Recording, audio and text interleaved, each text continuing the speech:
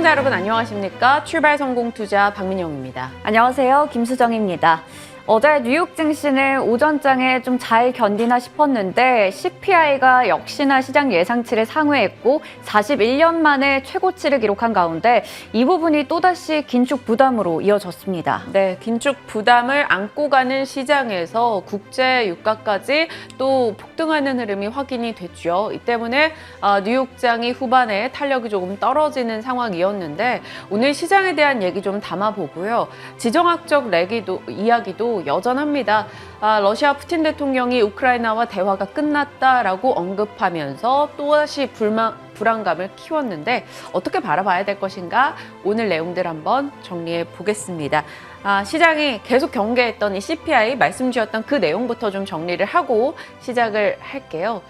걱정을 미리 했었기 때문일지 일단은 미국의 CPI가 발표되고 나서 시장은 생각보다 괜찮았습니다. 미국 CPI는 일단 8.5% 급등하는 수치가 전달이 됐죠. 41년여 만에 최고치를 기록을 했습니다. CNBC 측에서는 하지만 시장에서는 오히려 인플레이션 지표가 피크아웃 되는 이 정점을 지나가고 있다라는 기대로 오히려 뉴욕장은 상승 출발했다라고 이야기했었죠. 근원 CPI가 또 예상을 하회했기 때문에 그래도 조금은 낫지 않을까라고 시장은 일부 기대를 했습니다. 이 근원 CPI가 0.5% 아래로 떨어진 게 한 6개월 만이라고 하더라고요. CPI 폭등에도 국채금리가 하락하면서 뉴욕장은 생각보다 출발이 괜찮았습니다. 넘겨보시죠. 나스닥 기준으로만 한번 살펴보시면 인플레이션 지표가 나오고 그게 이제 정점이지 않을까라는 기대감 속에 상승 출발을 했죠. 그리고 국채금리가 하락하자 나스닥이 2% 가까운 상승까지 확인을 보여줍니다. 그리고 나서는 되려 시장에서 또 다른 우려들이 등장을 하곤 했는데요.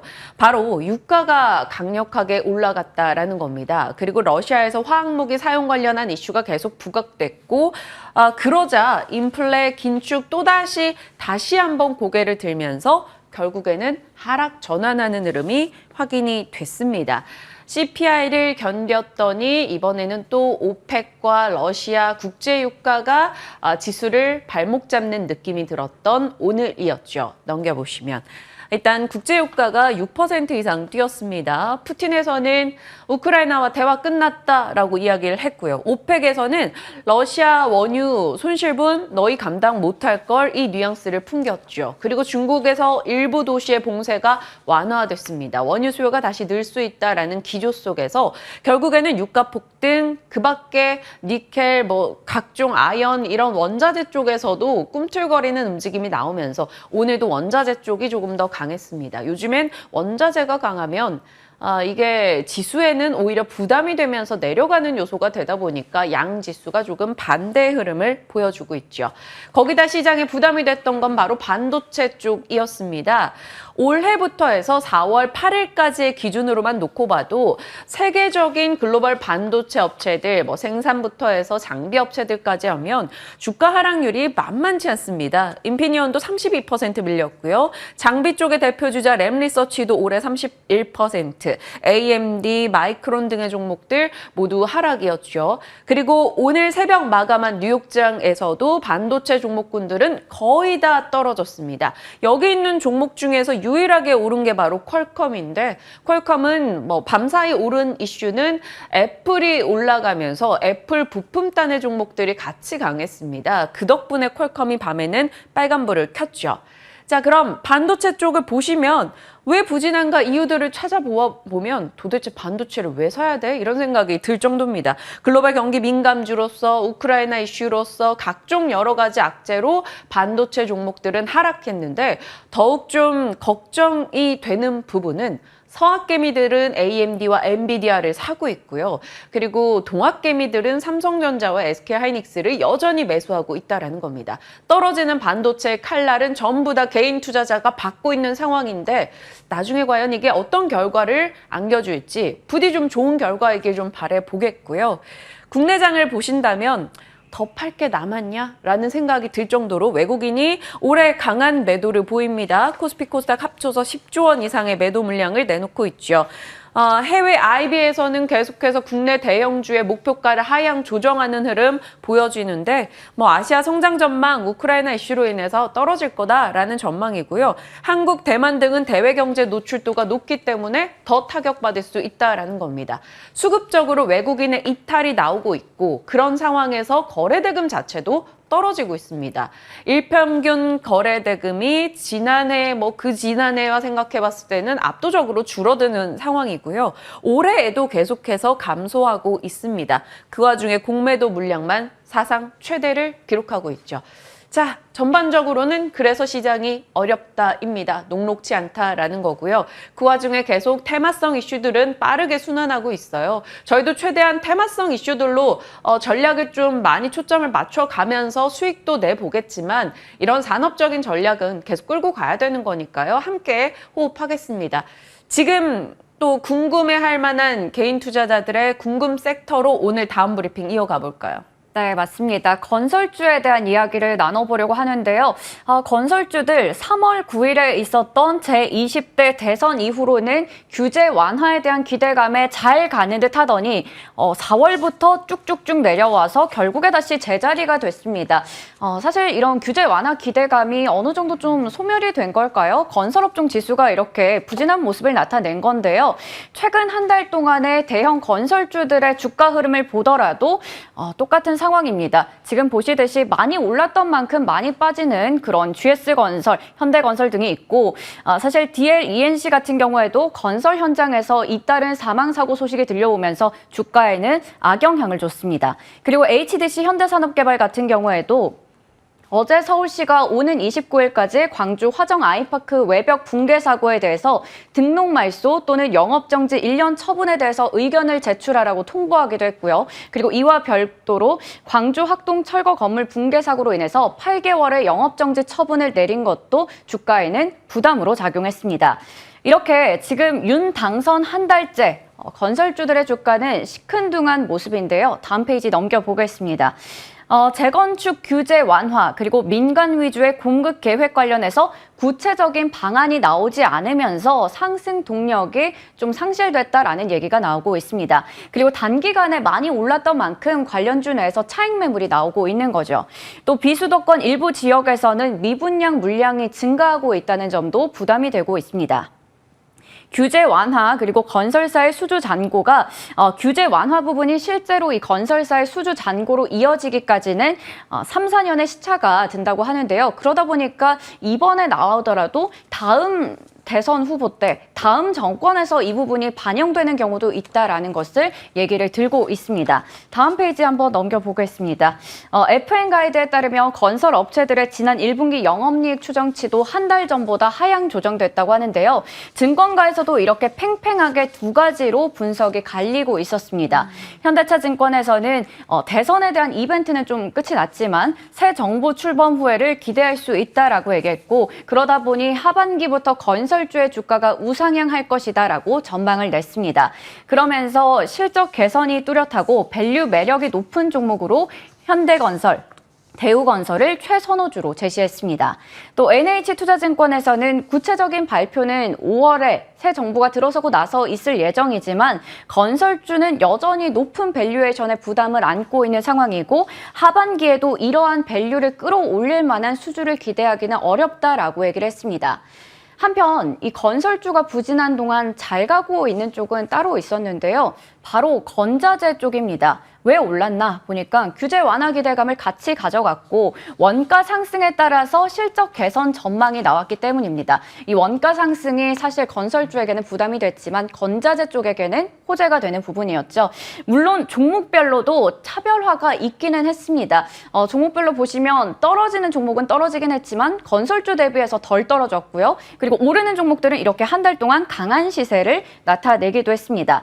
이렇게 보면 건자재 쪽이 좀 주가 탄력이 훨씬 더 좋았던 것 같은데 우리가 대형 건설주 새 정부 출범까지 계속해서 보유하고 계신 분들은 가지고 가야 하는 걸지 아니면 건자재 쪽을 좀 더 유심히 봐야 될지 이런 부분도 좀 고민이 되거든요. 네. 오늘 이 부분 관련해서는 전문가와 함께 전략 나눠보도록 하겠습니다. 참 여러 가지 불안이 있다 보니까 그때그때 이익을 줄 때 챙겨야 된다면 이쪽을 좀 이익 주는 걸 챙겨놨다가 또 대형 건설로 네. 가야 되는가 뭐 많은 고민을 하게 되는 것 같아요. 건설 건자재 쪽 이 내용들 잘 정리해 주셔서 잠시 후에 전략으로 저희 이어가겠습니다. 다음 이슈는 화두를 조금 던져보고자 어제 한 언론 매체 단독 보도예요. 그러니까 아직까지 확인할 내용은 많이 남아 있다입니다. 하지만 뭐 그렇게 딱히 뭘 확인해야 될 만큼 엄청나게 디테일하고 파급적인 내용은 아니에요. 우리가 뭐 대략 예상할 수 있는 정도. LG전자 측에서 전기차 충전을 미래 사업으로 낙점했다. 이런 언론 한 매체의 보도가 있었습니다. 전기차 충전기 직접 생산이 가능하다. 충전소도 할 수 있다라는 얘기가 나왔고요. BS 사업부가 전기차 충전 사업에 경력 사원들을 모집하고 있다. 그동안 계속 준비하고 있던 것들이 이제 본격화된다라는 거였습니다. 18년부터 전기차 충전 R&D를 진행해 왔었고 일단 GS칼텍스와 2020년도에 전기차 충전소 관련한 사업도 시행했던 바가 있었던 LG전자입니다. LG전자 같은 경우, LG그룹주 같은 경우는 최근 들어 돈 안 되는 거 빠르게 버리고 돈 되는 것 쪽으로 미래 사업으로 육성할 만한 걸로 계속해서 전환을 수년간 시도해 왔었죠. 작년 3월 3일경, 3월 20일경 그 사이에 시장에 되게 주요했던 이슈가 LG와 마그나의 협력 관련한 이야기였습니다. 그때 당시에 제가 다른 코너의 브리핑을 진행하면서 이런 얘기를 했었어요. 넘겨보실게요. 지금 LG는 결국 바퀴랑 뚜껑만 덮으면 자동차 한 대 뽑을 수 있는 수준까지 가고 있는 거 아니냐. 이런 얘기가 시장에서 나올 만큼 LG는 전장 쪽에 상당한 관심도를 두고 있습니다. LG 에너지 솔루션에서 배터리 생산하죠. LG전자에서 충전 솔루션부터 LG 마그나에선 전기차 부품 생산하고 있는 상황이고요. LG 디스플레이에서는 인포테인먼트, LG 하우시스에서는 자동차 시트나 자재 쪽, 이노텍은 모듈과 회로 개판. 그러니까 LG그룹주는 지금 준비를 하고 있다라는 겁니다. 이 와중에 시장에서 주목받았던 종목군이라고 한다면 이노텍 정도밖에 없어요. 그럼 다른 쪽에서 올해 뭐 충분히 더 반응을 보여줄 수 있을 것인가? 이번 이슈로 그냥 화두를 조금 던져봅니다. 그리고 이번 이슈에서 또 다른 화두는 LG와 함께 전기차 충전 쪽이 되겠죠.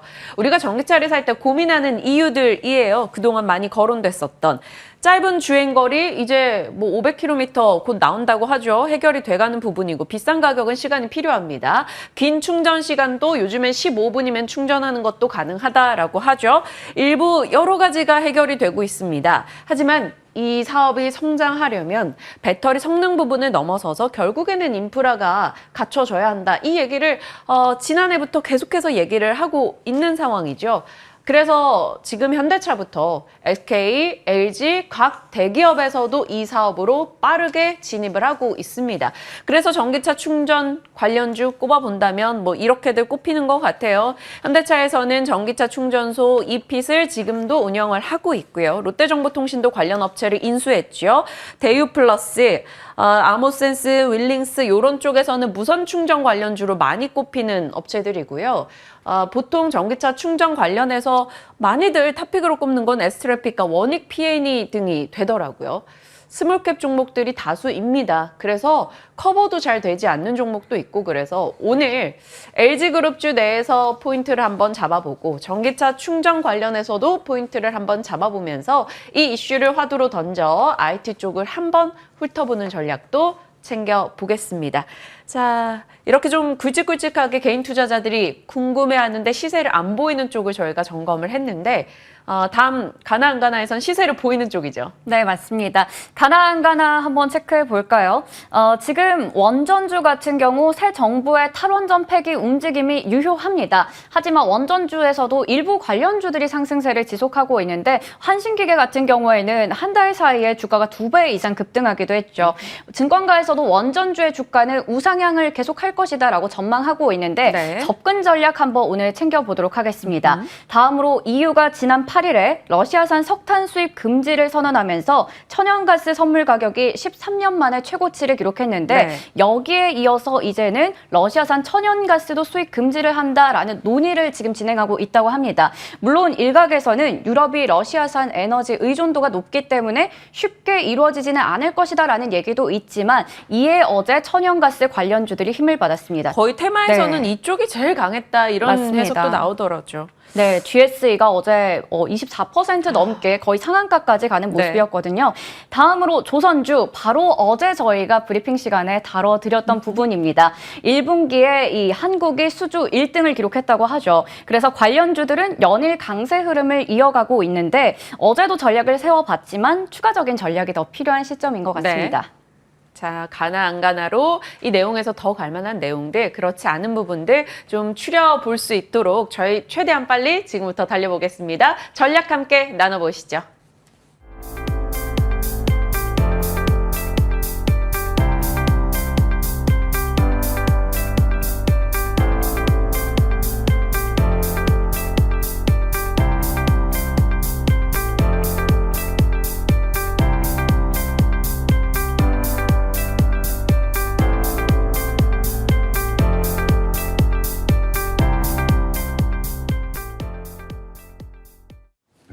앞서 예고된 질문만 한 5개는 되는 것 같아요. 어떻게 전략 챙겨야 될지 분주하게 달려보겠습니다. 교보증권의 사영관 차장님과 함께합니다. 어서 오세요. 안녕하세요. 네. 차장님, 저희 전체적으로 시작하기 전에 시장 코멘트 살짝만 듣겠습니다. 뉴욕장이 또 이제 결국 오늘 하락 전환하면서 거래를 마쳤어요. 연일 조금 심리가 위축되고 있는 한국, 뉴욕, 글로벌인 상황인데 시장 코멘트 좀 부탁드릴게요. 딱 한 가지일 것 같아요. 인플레이션 여전히 끝나지 않고 고공행진을 계속하고 있다. 8.3% 예상했는데 그걸 상회해버렸죠. 8.5%가 나오니까 초반에 상승하던 시장이 결국 후반에는 마이너스 마감하는 그런 상황들이 연출이 됐고요. 과연 인플레이션이 여기에서 고점 찍고 끝난 거냐, 피크아웃이냐, 그것도 지금 단언할 수 없는 상황이기 때문에 결과적으로는 계속 PPI 또 CPI 지수를 계속 추적 관찰해야 될 것 같습니다. 네, 또 CPI 나왔고 PPI도 예정되어 있는 상황이고요. 물가 관련한 소식들은 이번 주에 꽤나 많은 일정들이 있는 만큼 잘 체크하시길 바랍니다. 자, 첫 번째 이슈는 모처럼 다루는 내용입니다. 건설주 이야기인데요. 짧은 봄이 지나간다. 건설주 어떻게 보세요? 사실 올해 시작하고 정책 얘기 나오고 대선 얘기 지나갈 때쯤만 해도 올해 건설주 안 가면 도대체 건설주 언제 가냐 이런 얘기 있었어요. 맞아요. 근데 시장 탓일까요? 네, 사실 요즘에 보면은 계절적으로 봄하고 가을이 거의 없어진 것 같아요. 거의 여름하고 겨울 뜨거웠다가 추웠다 이것만 반복하고 있는 거랑 똑같은 것 같아요. 시장도 지금 현재 그런 상황인 것 같고요. 다만 건설주 단기적으로 좀 실망감이 있을 수는 있는데 너무 실망감만 가질 단계는 아직 아니다라고 말씀을 드리고 싶어요. 일단 최근에 어떤 좀 악재들이 많이 나왔었죠. 현산 쪽에서 이제 또 사고가 나면서 8개월 영업 정지를 당한 상황이고요. 이게 어떤 등록 말소까지도 갈 수 있는 그런 상황이에요. 그렇다 보니까 굉장히 악재로 작용을 했고 거기다 더불어서 또 DLENC 쪽에서도 사고가 계속적으로 나고 있어요. 그렇다 보니까 국내 도급 순위로 봤을 때 8위 정도 되는 기업이거든요. 이런 기업들이 좀 10대 내 기업들이 영향을 받으면서 전반적으로 건설주 전체의 투심 악화가 되고 있는 그런 상황인 것 같고요. 거기다가 더불어서 글로벌 매크로적인 시장 상황도 좋지 않다 보니까 거의 모든 종목들이 늘리고 있어요. 그렇기 때문에 어떤 건설주만의 문제는 아니다라고 말씀을 먼저 드리고 싶고요. 이런 부분 결국에는 정책적으로 5월 달에 이제 안착을 하면서 어떤 세부적인 정책들이 나올지 이런 부분에 있어서 기대감들로 올라갔다가 시간적인 차이가 좀 있는 거거든요. 결과적으로는 세부적인 정책들이 어떻게 수립이 되고 이런 부분들에서 수혜를 받을 수 있을지는 한 번 더 점검해 봐야 될 것 같습니다. 그렇다면 건설 섹터 내에서 저희가 째려보고 있을 만한 종목이 뭘까요? 네, 아무래도 일단은 주요 공약이 재건축 규제 완화 그리고 정비 사업 쪽에서도 좀 완화 움직임들이 있을 걸로 예상이 됐거든요. 보면은 일단 글쎄요. 일단 실적 부분이 아무래도 원가적으로 이제 방어가 되는지 이런 여부들이 중요할 것 같아요. 그런다고 봤을 때는 주요 원자재는 지금 거의 추가적으로 계속 강세를 보일 것으로 예상이 되거든요. 그래서 건설주 투자가 지금 잠깐은 멈칫해 있지만 결국에는 이런 공약들이 지켜진다라고 했을 때 브랜드 충성도가 저는 굉장히 중요할 것 같아요. 그래서 어떤 자이라던가 현대건설 쪽의 힐스테이트 이런 브랜드에 대한 소비자들의 충성도가 있는 쪽들이 결국에는 대규모 수주들을 또 해나갈 수 있다라고 보는 관점이고요. 그런 관점에서는 저는 좀 현대건설 일단은 좀 말씀을 드리고 싶어요. 네. 이게 뭐 정비사업 부문에서 보면은 삼성물산이 독보적으로 1위긴 합니다. 하지만 일단 그쪽은 조금 제외를 시켜놓고요. 2위권에 있는 현대건설을 좀 말씀을 드리고 싶은데요. 이쪽이 이제 힐스테이트라는 브랜드로 소비자들에게 굉장히 충성도, 인지도를 가지고 있는 그런 기업이라고 보시면 될 것 같고요. 일단 그 점유율이 계속적으로 좀 증가해 나가는 추세들을 보여주고 있어요. 그러면서 시행 주체 자체도 상위 브랜드를 굉장히 선호합니다. 그렇다 보니까 상위 업체들이 과점, 10대 기업들이 한 80% 이상의 시장을 가져가는 과점 상태로 지금은 모여 있는 상태고요. 점점 더 이제 그런 부분에 있어서 강화가 될 것 같아요. 그렇다고 했을 때 세부적인 정책들이 발표되면서 결국에는 지금은 어떤 테마성으로 중소형 업체들까지도 같이 움직이는 모습들을 보여주거든요. 네. 하지만 세부적인 정책들이 완전하게 수립이 되고 그거에 따라서 추진이 됐을 때에는 결국 10대 그룹 중에서도 인지도를 높여나가는 기업들이 수혜를 특히나 받을 것이다 라고 정리를 하겠습니다. 네, 건설주 내에서는 현대건설을 또 골라주셨어요. 첫 번째 섹터 전략이었고요. 두 번째는 화두를 던졌다라고 표현을 했는데 LG가 찾은 먹거리 전기차 충전 뭐 주요 대기업이 다 지금 관심을 두고 있는데 네. 아직까지 막 엄청 이 시장이 주가상으로 개화했다라는 느낌은 전혀 못 그렇죠. 받고 네, 있고요. 맞아요. 저희 뭐 우스갯소리로 LG가 타이어 업체 하나 인수해서 LG 타이어 하면 자동차 한 대 굴러갈 거다 네. 이런 얘기들 하잖아요. 맞아요. LG그룹이 준비를 뭘 많이 해요 요즘. 많이는 하고 있죠. 근데 아마 제가 봤을 때는 차량을 직접 만들 것 같지는 않아요. 왜냐하면 지금 트렌드 자체가 어떤 하드웨어적으로 계속 만들어가지고 내보내는 게 아니고요. 애플처럼 플랫폼을 갖추고 거기에서 수수료를 받아먹는 그런 좀 스타일로 많이 가고 있거든요. 그래서 직접적으로 생산 설비라던가 이런 것들 구축해서 굳이 만들 필요가 있을까라는 생각은 좀 해봅니다. 그리고 기존의 브랜드들과도 사실 경쟁은 좀 안 될 것 같아요. 자사의 브랜드를 달고 나간다고 하면은 기존의 전통 강자들 그리고 새롭게 전기차 분야에서 떠오르고 있는 테슬라를 과연 압도할 수 있을 것이냐. 아마 아니라고 판단을 했을 거예요. 그래서 이제 전장 부품이라던가 이런 쪽들로 하고 있고요. 최근에 어떤 LG 그룹 자체의 움직임 자체가 굉장히 좋아요. 네, 잘 접고 있어요, 사업들. 안 되는 사업들 계속 잘 접고 있습니다. 삼성이 폴더블 잘 접는 것처럼 LG는 기존에 안 되는 사업, 돈 안 되는 사업들을 잘 접고 있어요. 굉장히 잘하고 있다라고 생각이 들고요. 그래서 일단 충전기 쪽은 당연히 필수적이에요. 근데 아까도 말씀해 주신 것처럼 충전에서 배터리 사양들이 점점 이제 시장이 성숙할수록 높아질 거거든요. 네. 그렇게 된다고 했을 때는 지금은 LFP 배터리가 가성비를 가지고 중국 로컬 업체들이 굉장히 높은 점유율을 보이고 있잖아요. 이거는 시장이 초기 모델, 엔트리 진입 시장이기 때문에 그래요. 아까 가격도 얘기가 잠깐 나왔었는데 전기차는 같은 크기의 같은 CC의 급의 어떤 차량을 사려고 하면은 기존 내연기관보다도 훨씬 비쌉니다. 네. 2천에서 3천만 원을 더 줘야 되는데 과연 지금 금리 인상기에 소비자들이 허리띠를 졸라매야 되고 실질적인 구매력이 인플레이션 때문에 떨어지는 상황에서 이런 전기차 쪽에 비싼 쪽으로 프리미엄급으로 투자를 할 거냐? 그렇지 않다는 거예요. 엔트리급 너무나도 쉽게 다가갈 수 있고 보조금 받고 이럴 수 있는 쪽으로 가기 때문에 지금은 LFP 배터리인데 조금 중장기로 봤을 때는 당연히 하이니켈 우리나라가 주요하게 하고 있는 거죠. 그쪽이 LFP를 압도할 수밖에 없습니다. 왜냐하면 시장이 성숙되면은 우리나라 내연기관도 마찬가지예요. 한 2천만 원부터 비싼 차량들은 뭐 3억, 5억까지도 가잖아요. 그런 차량들이 시장이 성숙하면서 팔리는 단계 마찬가지입니다. 인포테인먼트 시스템이라던가 자율주행 이런 것도 적용이 되면서 분명히 그런 곳에 대한 수요가 살아나기 시작하면은 중장기적으로는 우리나라 업체들 지금 당장은 LFP에 밀려서 조금 힘들지만 반드시 좋은 상황이 올 거라고 저는 좀 보고 있습니다. 그렇다면 지금 사실 저희 충전소 얘기하다가 그러게요. 잠시 많이 빠졌네요. 전기차 쪽으로 네. 이제 몰입을 해주셨는데 네. 그럼 충전소, 뭐 충전기 관련해서 저희가 조금 눈여겨봐둘 종목이 있을지 솔직히 지금 말씀 주신 대로 여러 이슈로 인해서 2차 전지 섹터 자체에 지금 네. 투자 심리가 그렇게 막 지난해 같지 않다 보니까 그렇죠. 이쪽으로도 관심이 당연히 안 네. 가는 상황입니다. 네. 이를지언정 그냥 지켜보고 있다가 수급 변화 포인트가 생길 때 네. 사볼 종목, 그러니까 사업이 괜찮은 종목이 어디예요? 글쎄요, 일단은 어떤 수급이 당장은 붙고 있지 않는 거는 맞아요. 네. 하지만 진정한 투자자라고 하면은 빅트렌드로 가는 이런 산업이 아무도 거들떠보지 않을 때, 이럴 때 사야 된다는 거죠. 그래서 종목을 좀 말씀을 드려보면은 일단 원익 P&E가 좀 있을 것 같아요. 이게 자회사인 P&E 시스템즈 통해서 충전기 사업을 하고 있는 그런 상황이고요. 이 충전기라는 건 결국에는 지금 어떤 쉽게 넣을 수 있는 주유소들 있잖아요. 내연기관차들. 그런 곳들과 마찬가지로 비슷한 수가 구축이 돼야 된다고 생각을 합니다.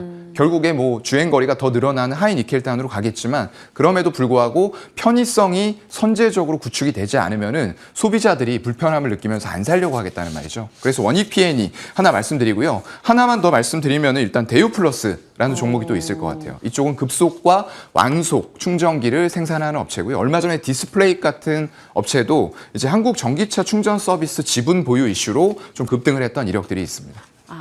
시그넷V의 그 충전기 납품하는 네, 대유플러스도 맞아요. 긍정의 포인트 잡아주셔서 이 세 종목들 저희 지켜보면서 변화가 잡힐 때 대응을 해보죠. 자, 이어서 연관 스픽 가겠습니다. 오늘 종목으로 주신 것 같아요. 미세침 패치 이용한 차세대 화장품으로 홈쇼핑 사로잡는다. 네. 다 한국말인데 왜 어렵게 느껴질까요? 맞아요. 이 미세침이라는 게 되게 어렵잖아요. 마이크로 니들인데 네. 사실 뭐 해석하자면은 바늘이에요. 근데 이제 너무나도 머리카락 두께의 5분의 1 정도 되는 그런 두께다 보니까 이제 한의원에서 쓰는 침 같은 거 굉장히 얇잖아요. 네. 그렇게 표현을 해준 것 같아요. 그래서 어떤 종목인데요? 라파스라는 종목입니다. 라파스. 네. 제가 처음 미용 들어봐요. 의료기기 쪽을 굉장히 좋아하거든요. 네. 그런 쪽으로도 결부가 될 수가 있고요.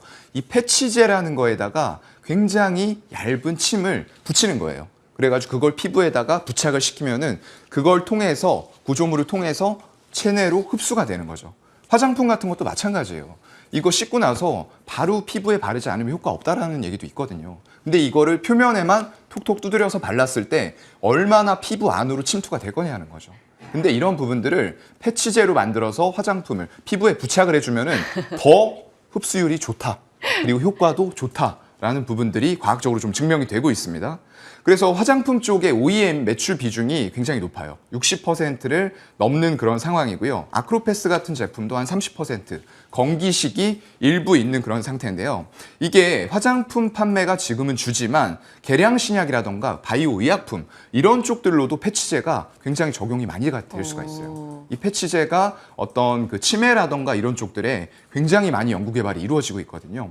보게 되면은 일단은 이 상온에서 유통하고 보관이 굉장히 용이합니다. 그래서 바이오 의약품이라던가 합성 의약품 이런 쪽들로 지금 연구 개발도 진행이 되고 있고요. 올해에는 홈쇼핑 매출이 또 개시가 될 것 같아요. 그렇게 되면은 화장품 패치제 중심에서 어떤 트러블 케어 전반적인 관리 쪽으로 갈 수 있는 그런 시스템을 구축을 해나가고 있고요. 화장품 신제품들도 연속적으로 출시를 합니다. 지금 의약품 쪽이 조금 더 주목을 받고 있는 것 같긴 한데요. 여전히 이제 포어리스라고 해서 모공을 개선해주는 패치제 그리고 피퍼핑 졸리필이라는 게 있어요. 이거 굉장히 이름 어려운데 네. 여자분들은 아마 다 아실 거예요. 이게 이제 안젤리나 졸리 같은 입술을 만들어준더라. 그렇게 해서 필리 졸리 그런 이름을 가지고 있는데요. 입술 플럼핑 그런 네. 화장품 아시죠? 저도 처음 들어봤어요. 잘 공부하면서. 모르는데 전화 차장님이 가야 될 것 같아요. 입술 입술을 이렇게 볼륨이. 도톰하게 네. 예, 안젤리나 졸리처럼 만들어주는 화장품이라고 합니다. 이런 제품들과 네. 함께. 그럼 이걸 바탕으로 실적은요? 실적은 아직까지는 조금 미진한 부분은 맞아요. 근데 이제 이런 기업들에 대해서는 실적보다는 향후 모멘텀을 보는 게 저는 더 맞다라고 생각이 되고요. 올해에는 일단은 흑자 전환이 한 20억 정도는 될 수 있을 것이다라고 기대감들이 나오고 있는 상황이고요. 지금 하고 있는 바이오 의약품들 임상을 이미 획득을 했고 미국 FDA 승인을 받았고 이런 부분들이 난다고 하면은 제품으로 출시가 되면서 이어졌을 때 굉장히 큰 시장의 매출 확대가 이루어질 수도 있다라고 생각이 되고요. 막연하게 뜬구름 잡는 어떤 신약 개발 이런 거 별로 안 좋아하거든요, 제가. 근데 그런 기업은 최소한 아닌 것 같다. 라는 부분들도 같이 말씀을 드리고 싶습니다. 지난 시간 리메드에 이어서 이번에는 라파스 세 글자짜리 좀 생소한 이 종목까지 소개를 받아봤습니다. 라파스는 목표가 6만 원 설정을 해주셨는데요. 저희 잘 지켜보면서 대응해보죠. 자, 오늘 교보증권의 사연관 차장님과 전략 챙겨봤습니다. 고맙습니다. 네, 고맙습니다.